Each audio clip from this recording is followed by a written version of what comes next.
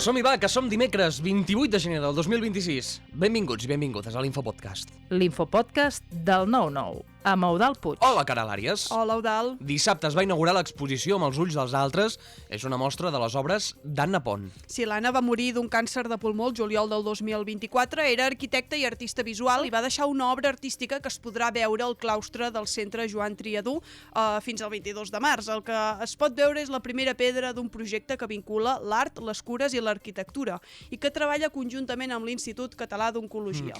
Caral, què hi podem trobar en aquesta exposició que conté obres inèdites? Doncs són dibuixos que a vegades eren previs als grans formats en blanc i negre que la caracteritzaven i les taques, com ella les anomenava, o exercicis informals que assajava el moviment abans de pintar.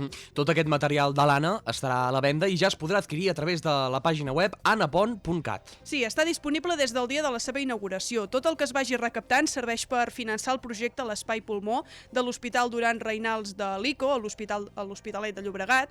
Jordi Comas, que és la seva parella de vida i soci de l'estudi Comas Pont, ha explicat a l'equip del 9-9 que és un llegat amb el que ja havien parlat amb la mateixa Anna i que volia que tot el que es recaptés anés per ajudar els malalts de càncer des del mateix lloc on l'havien tractat a ella i que serveixi també per acompanyar. Aquest espai pulmó que us comentàvem doncs és on anirà tots aquests diners que recaptin i ha de ser un lloc de tranquil·litat no només pels pacients de càncer sinó també pels familiars perquè puguin tenir doncs, aquesta disposició per a aquests moments d'espera en els tractaments, a les ambulàncies o també alliberar les habitacions. És una iniciativa que vol fer precisament que aquest nou espai pulmó no sigui, diguem-ne, massa hospitalari, Cal? Exacte. L'Institut Català d'Oncologia ha compartit plenament aquesta filosofia i ja sap quin espai de l'hospital habilitarà aquest espai pulmó.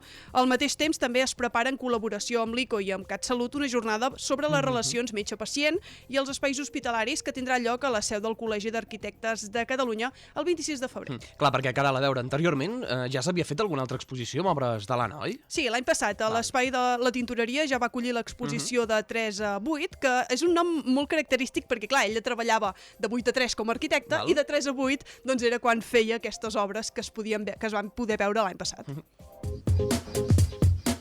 I avui, on anem? Doncs ben curiós tot plegat. Caral, escolta, on anem?